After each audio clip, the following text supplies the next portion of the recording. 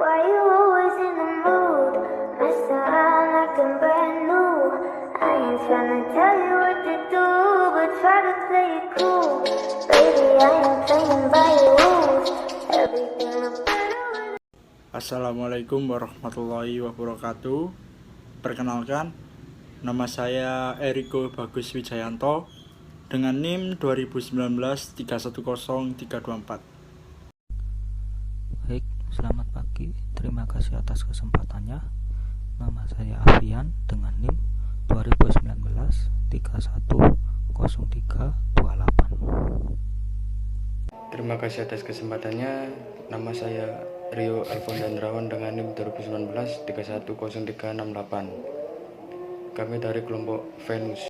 Baik, terima kasih atas kesempatannya. Perkenalkan, nama saya Maria Luciana dengan NIM 2019310180. Di sini kelompok kami akan menjelaskan materi berkaitan dengan penyerapan dan pembiayaan variabel dari manajemen persediaan. Selamat menyaksikan. Baik, pada kesempatan ini saya akan menjelaskan materi saya yang berkaitan dengan variabel dan pendapatan penyerapan pernyataan. Yaitu di sini banyak perusahaan yang terdiri dari unit bisnis terpisah yang disebut sebagai pusat laba. Penting bagi perusahaan untuk menetapkan kinerja bisnis secara keseluruhan dan kinerja pusat laba oleh individu. Karena itu, mengembangkan yang tersegmentasi penting menjadi laporan laba rugi untuk setiap pusat laba. Nah, di sini mereka menggunakan dua metode perhitungan untuk pendapatan setelah dikembangkan. Yang pertama berdasarkan biaya variabel, yang kedua berdasarkan biaya penuh atau penyerapan. Baik, di sini saya akan menjelaskan kembali berkaitan dengan biaya penyerapan dan biaya variabel. Yang pertama biaya penyerapan. Biaya penyerapan ini atau biaya absorpsi menetapkan semua biaya produksi ke produk seperti biaya langsung, tenaga kerja langsung, biaya overhead variabel, dan biaya overhead tetap untuk menentukan biaya. Metode ini overhead tetap diberikan ke produk melalui penggunaan yang telah ditentukan. Nah, sedangkan untuk tarif overhead sendiri ini tetap dan tidak dibebankan sampai dengan produk ini terjual. Yang berikut tentang biaya variabel.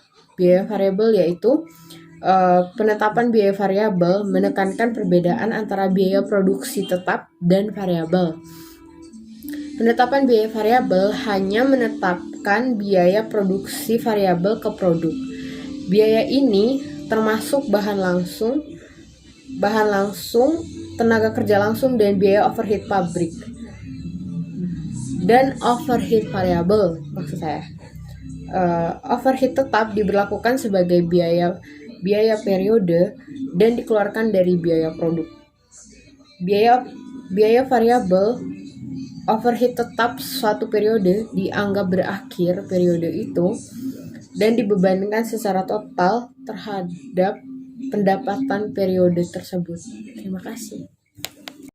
Baik, saya akan menjelaskan tentang perbandingan biaya penerapan dengan biaya variabel. Biaya penerapan mencakup semua biaya, termasuk biaya tetap, dalam menghitung biaya produksi, sedangkan biaya variabel hanya mencakup biaya variabel yang berhubungan langsung dengan produksi. Perusahaan yang menggunakan variable costing menjaga overhead dan biaya operasional tetap lainnya terpisah dari biaya produksi. Biaya tetap yang membedakan biaya variabel dan penyerapan adalah biaya overhead tersebut, seperti gaji dan sewa gedung, yang tidak berubah dengan perubahan tingkat produksi. Perusahaan harus membayar sewa kantor dan tagihan listrik setiap bulan terlepas dari apakah produk tersebut menghasilkan 1000 produk atau tidak ada produk sama sekali. Apapun metode penetapan biaya yang dipilih perusahaan untuk digunakan untuk tujuan akuntansi, ada kelebihan dan kekurangan. Pengambilan biaya variabel dapat membuat lebih sulit untuk menentukan harga ideal, karena tidak secara langsung mempertimbangkan semua biaya yang harus ditutup perusahaan agar menguntungkan. Namun dengan hanya melihat biaya yang terkait langsung dengan produksi, biaya variabel membuat perusahaan lebih mudah membandingkan potensi profitabilitas dalam memproduksi satu produk ke produk lainnya. Kemudian, salah satu keuntungan dari biaya penyerapan adalah metode biaya yang diperlukan agar perusahaan mematuhi prinsip akuntansi yang berlaku umum atau GAAP. Bahkan jika sebuah perusahaan memutuskan untuk menggunakan biaya variabel in-house, undang-undang tersebut harus menggunakan biaya penyerapan dalam laporan keuangan eksternal yang diterbitkannya. Penyerapan biaya juga merupakan metode penerapan biaya yang harus digunakan perusahaan untuk menghitung dan mengajukan pajaknya. Penyerapan biaya penyerapan memberikan perhitungan profitabilitas bersih yang lebih akurat, terutama bila perusahaan tidak menjual produknya pada periode akuntansi yang sama pada saat diproduksi. Biaya penyerapan tidak begitu membantu karena biaya variabel untuk membandingkan profitabilitas lini produk yang berbeda. Kemudian, hubungan antara penjualan, produksi, dan pendapatan atau laba. Jika produksi lebih besar dari penjualan, laba yang dilaporkan berdasarkan metode kas penuh lebih besar dibanding laba berbasis kas variabel.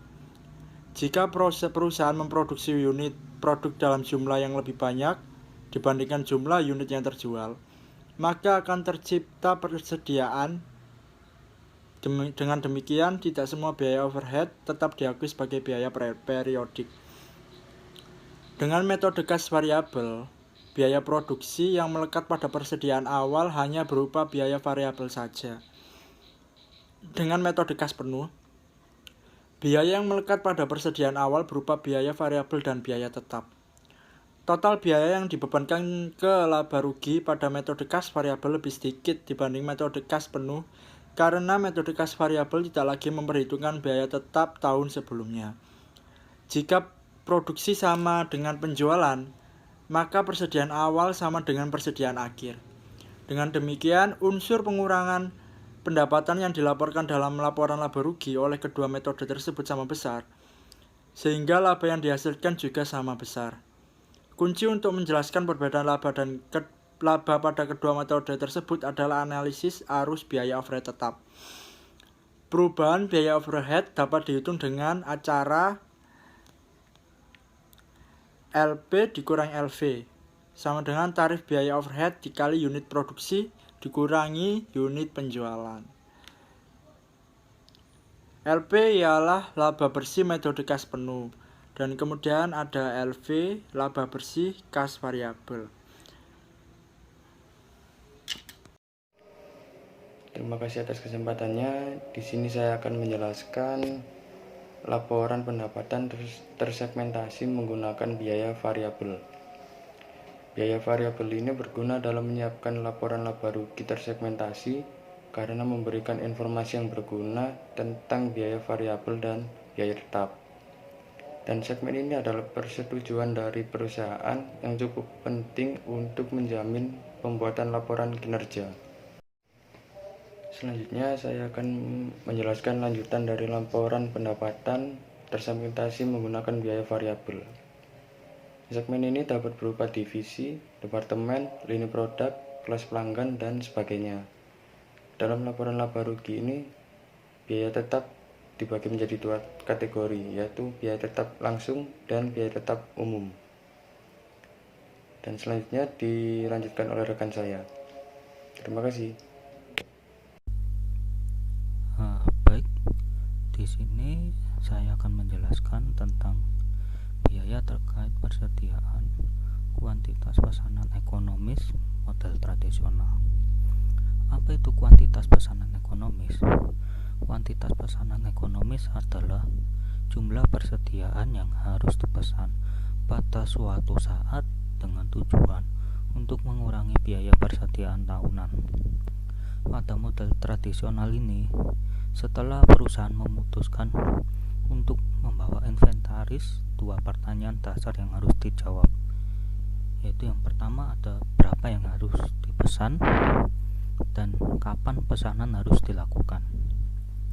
Dalam memilih jumlah pesanan, manajer hanya perlu memperhatikan biaya pemesanan dan pengangkutan.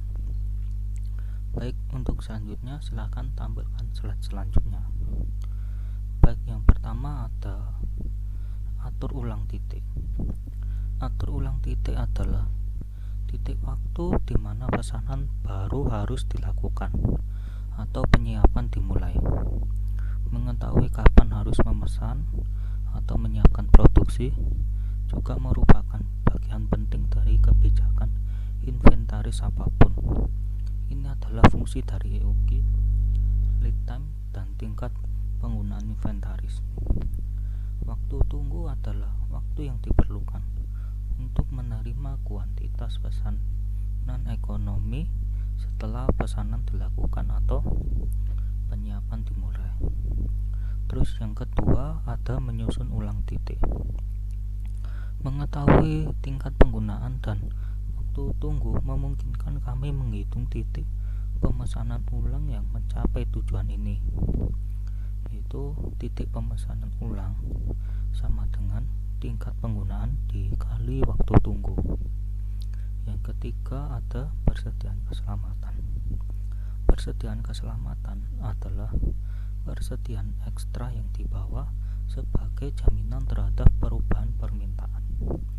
Persediaan keselamatan dihitung dengan mengalihkan waktu tunggu dengan perbedaan antara tingkat penggunaan maksimum dan tingkat penggunaan rata-rata. Baik, untuk selanjutnya silakan tambahkan slide selanjutnya. Baik, untuk yang pertama ada pendekatan just in time untuk manajemen inventaris. Pendekatan just in time untuk memanajemen inventaris menyatakan bahwa barang yang harus ditarik melalui sistem oleh permintaan saat ini daripada didorong melalui jadwal tetap berdasarkan permintaan yang diantisipasi.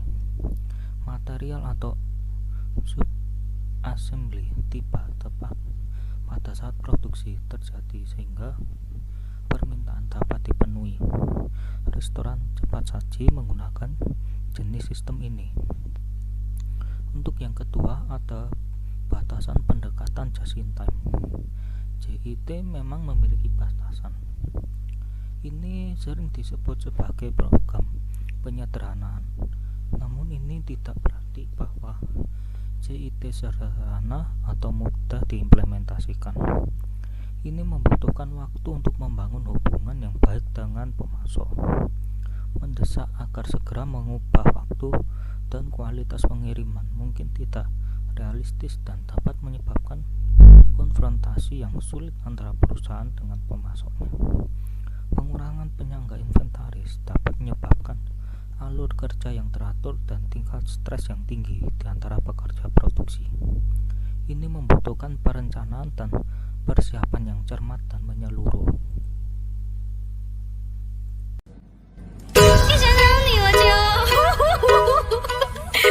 不好意思，没人就没人，就再好啊。